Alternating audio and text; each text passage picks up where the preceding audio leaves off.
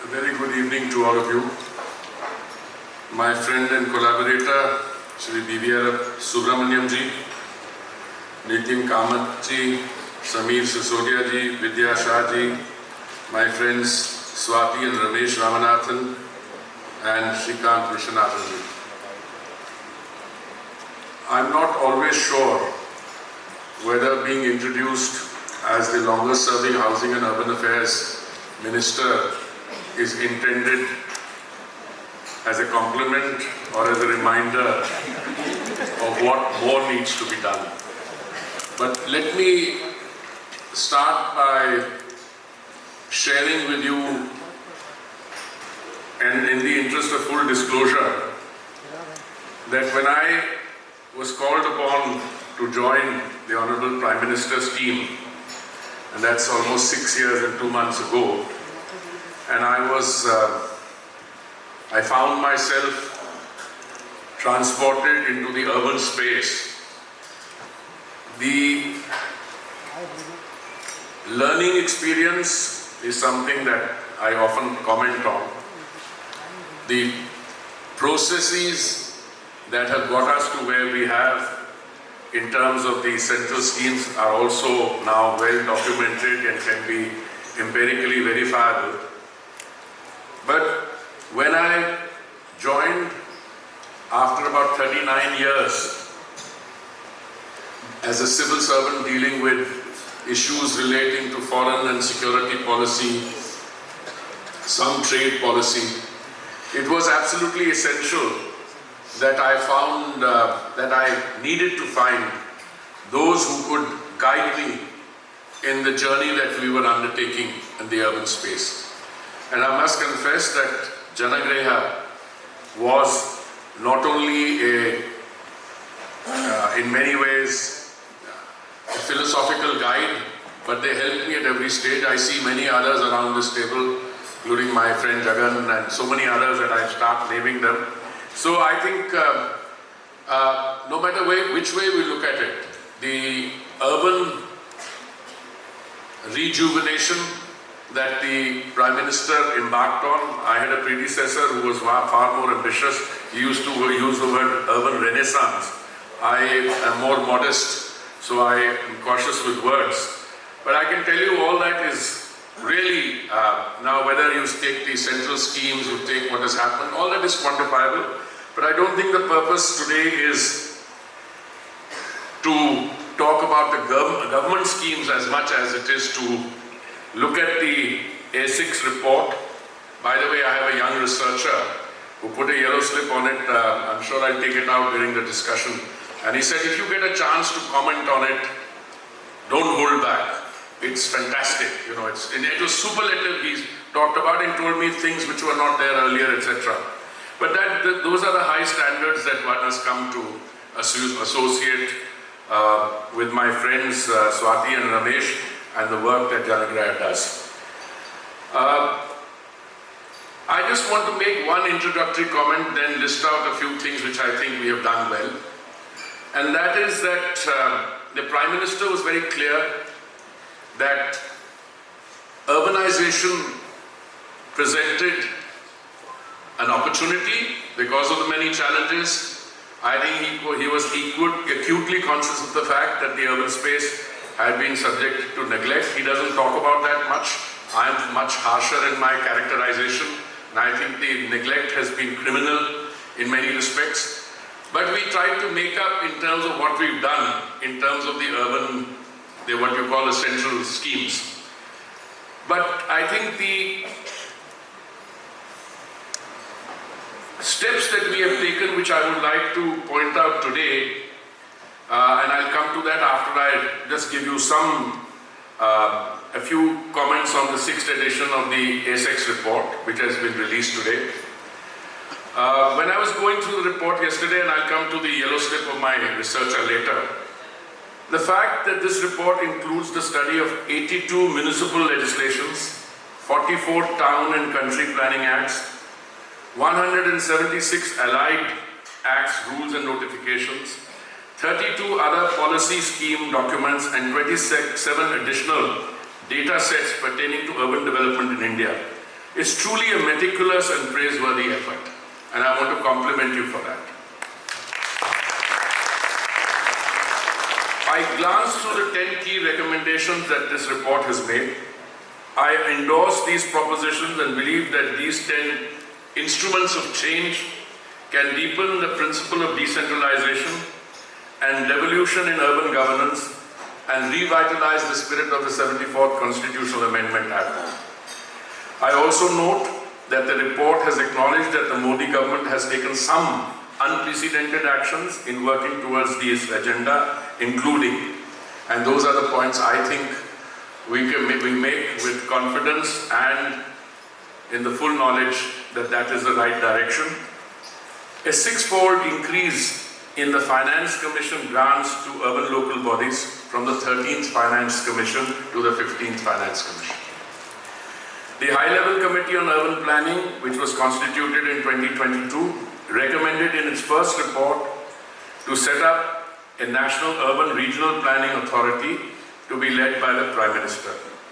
The 15th Finance Commission distinguished between million-plus urban agglomerations and other cities, providing for 100% outcome-based funding of approximately rupees 38,196 crores to 50 urban agglomerations with incentives for air quality, water supply and sanitation. The Amrut program instituted 11 mandatory reforms in ULBs, including improving creditworthiness of cities, operationalizing municipal bonds and the professionalization of the municipal cadre. 12 cities have raised more than rupees 4,384 crores through municipal bonds. The one-of-a-kind integrated command and control centers, which have been set up under the Smart Cities mission, they are closely monitoring and enhancing municipal performance through ICT interventions, and I'm very happy that all 100 today are operational. In 2020, Mission Karam Yogi, now Karam Yogi Bharat, was launched as an ambitious civil service reform.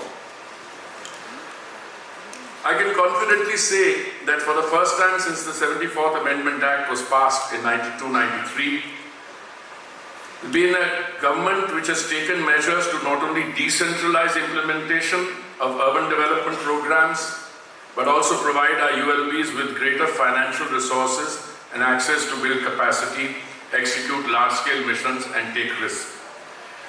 The Modi government has disbursed unprecedented funds to undertake urban planning reforms. In 2023-24, this allocation was rupees 15,000 crores. We have incentivized and prioritized reforms as well. Before I list some of those reforms, I should like to remind you, and through you remind myself, that the total spend on the urban space, which is the cumulative amount of money which was dispersed through the central projects in the 10 years between 2004 and 14, was something like 1,57,000 crores. The Modi government central schemes began to be conceptualized in May 2014 when the Honorable Prime Minister took charge, but most of these schemes actually saw the light of day and implementation from June 2015. This is true of almost all the schemes, which means we have had 8 years and a few months of implementation, and the spend has gone up from 1,57,000 crores to nearly 18 lakhs crores. So if you send 11 times or 12 times spend, and as we speak every day, these schemes are nearing maturity or maturation. I think the time has come, and already some of these are being reconceptualized to take them forward. But I should come back to my notes. What are we doing, the government, in terms of making our cities water secure, transit-oriented development, adoption of transferable development rights, integration of blue and green infrastructure through nature-based solutions, affordable housing through in-situ rehabilitation, increased capacity building and recruitment, GIS-based master planning, and online building permission system.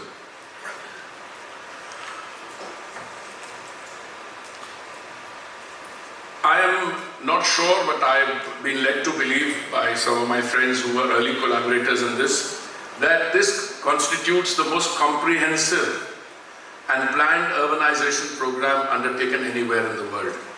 And I think the comprehensiveness of this program also speaks to the fact that you started with ad hoc measures earlier.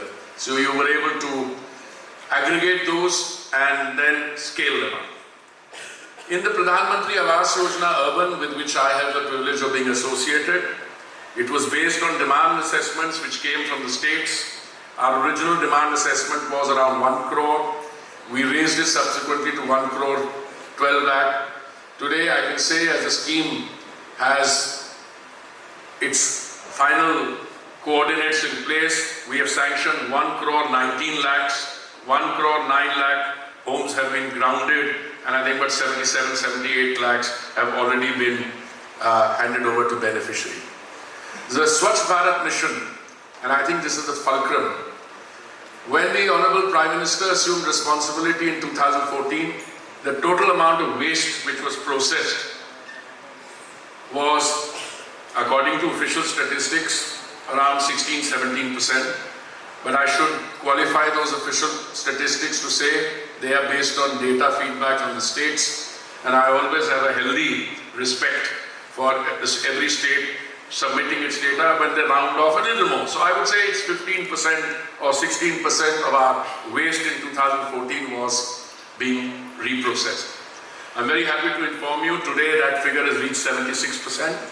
But more than the happiness of how much waste is being reprocessed, I say with a sense of confidence before this distinguished audience that I have absolutely no doubt that in the next 2 years, 100% of the waste that we will produce will be reprocessed.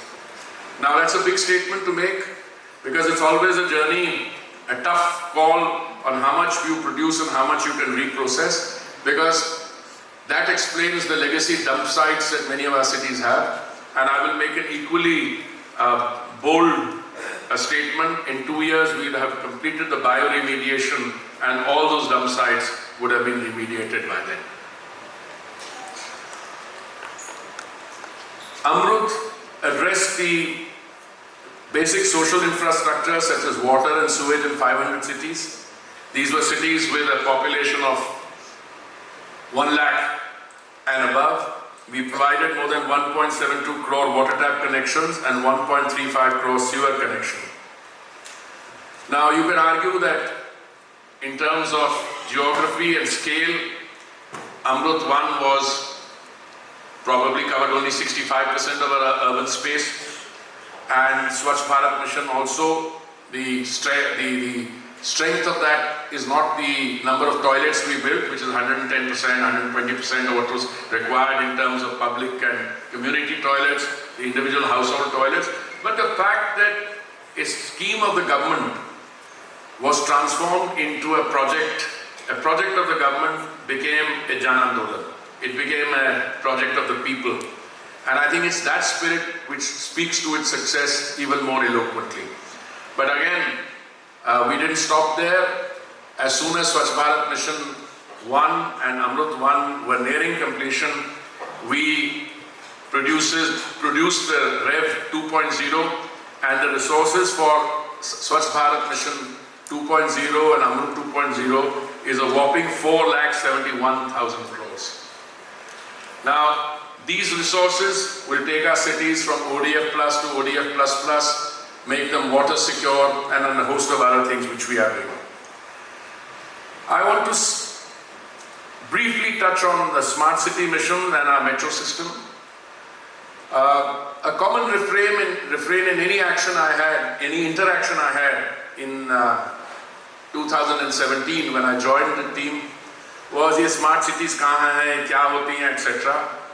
That question doesn't appear anymore, because the Smart Cities Mission, 6,069 projects worth over 1.1 lakh crores have been completed.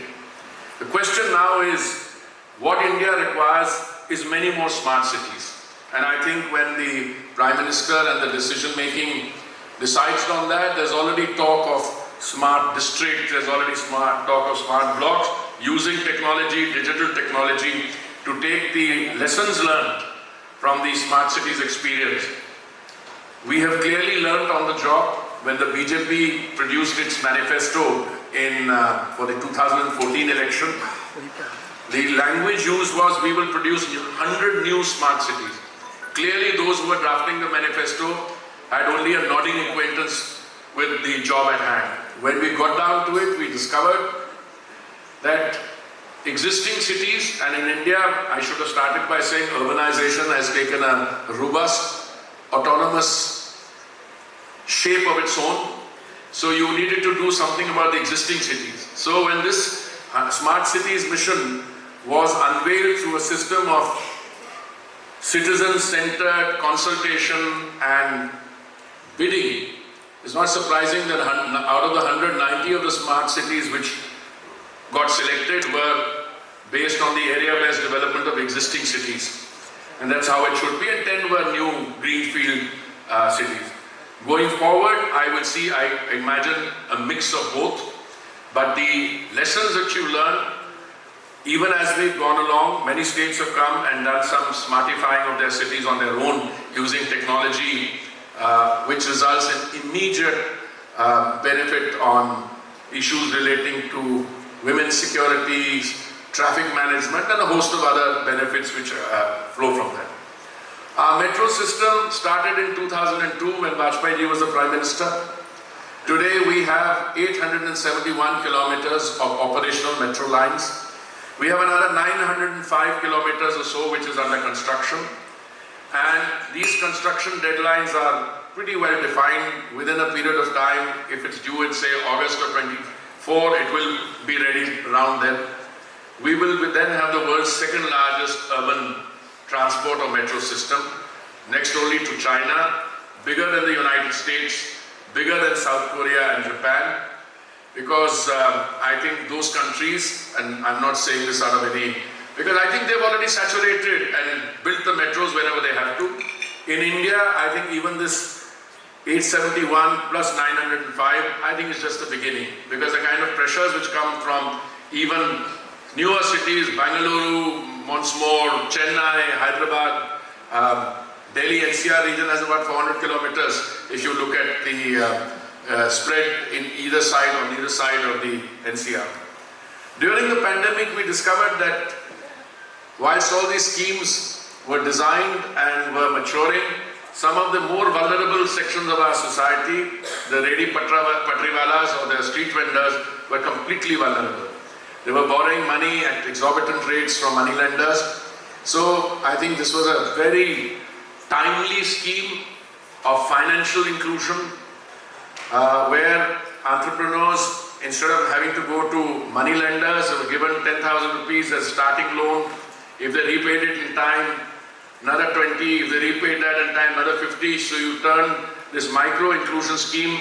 And today I think, I don't have the exact figures, but I think we have more than 50 lakh loans have been distributed, and the NPAs are not significant. I mean, as in all these schemes, and you have converted a scheme of micro inclusion also to integrate them into the formal economy. They become beneficiaries of all the other Pradhan Mantri Kendriya Yojanas. Under the NULM, we have 34.2 lakh livelihoods have been created. The mission has imparted skill training to 14 or 15 lakh candidates. I want to fast forward a little.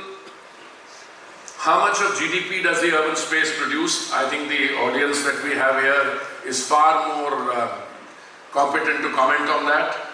But irrespective of whether our urban population is 30% plus now, or will be 40%, and 600 million people living in urban spaces by 2040, or even 50% or 800 million by 2050, I think economic activity, production of GDP in the urban space, there is a growing convergence there. Our ULBs are the interface between people and policy. I have very often agonized because today urban services require technical skills and professionalism of a very special category. I have many friends from the IAS sitting here. I'm don't want to then. I sometimes wonder why we do not. Can journalists serve? Yes, a good IAS officer can be a very good municipal commissioner. But I think the time has come in terms of both the political changes we need to make, in terms of having empowered mayors with a longer tenure. I can tell you, when I first went to Indore, it was a few days after I had joined as Minister for Housing and Urban Affairs, and there was a circular economy or a 3 hours conference. Reuse, recycle, and whatever. The issue was, there were international participants. I met the Japanese minister, and since I speak a little bit of Japanese, I asked him, when did you arrive? He said, last evening. I said, what did you do? He said, I went around the city. I said, looking for what? And he was very, to the point. He said, I was looking for dirt. So I said, I didn't understand initially. Then he said, no, because this city has a reputation of being world-class in terms of its, cleanliness. It comes in the Swachhta Sarvekshan we carry out. It does very well every year. But I think that's the kind of tribute. I was there recently. They won 6 times. They won the Swachhta Sarvekshan award. So I asked myself a question: what produces this kind of winning formula? There's no easy answer. I could turn around and say a good municipal commissioner, a good mayor, a good chief minister, but I think it's all of them. Once that culture seeps in and you draw pride, I gave a figure about how many cities have floated municipal bonds. If you have a clean city, land values go up. There's pride. And in the last meeting I attended with the Honorable Chief Minister, he was telling a story about a visitor took an Ola or Uber from the airport and was driving, and said that the passenger, perhaps a little less mindful, finished having a packet of chips, lowered the window and threw the wrapper out. The Ola driver stopped there, the wind had carried it, the meter was still running, but till he got that packet back and shamed the passenger, I think the journey wasn't over. I think it's little things like this which make a difference. I'm sure that our cities will be the battlegrounds for action against most global or local challenges, be it climate change or pandemics. ULBs are the first mile government for every citizen. We must look to empower our mayors and city councils, because they have successfully demonstrated that they are capable of driving global action at the local level. I think the Modi government has been pushing this agenda through a system of outcome-based incentives for open urban governance. Competition-based programs and incentive-based programs has resulted in ULBs pulling up their socks. I think as I conclude these remarks, hopefully to provoke you a bit, but only within manageable bandwidth. I think as India develops, and I mean this seriously, as we go on from being we'll be around a $4 trillion economy by the end of the year, to say a $5 trillion economy in the next 2 years, going on towards an $8-10 trillion economy around 2030, fundamental changes will take place. Changes which will be conditioned, if not molded, by the changing demographic profile, changes which will be influenced by the fact that you have a more resilient, better off population. But what is the shape that our urban space has to take? And I believe that is something that this distinguished audience, all of you, many of you have devoted your lifetimes to this, others have come on to this urban space from different parts of your experience. So I thank you for giving me a patient hearing, and I look forward to working with you for the remaining period of the time, at least of this tenure. Thank you very much.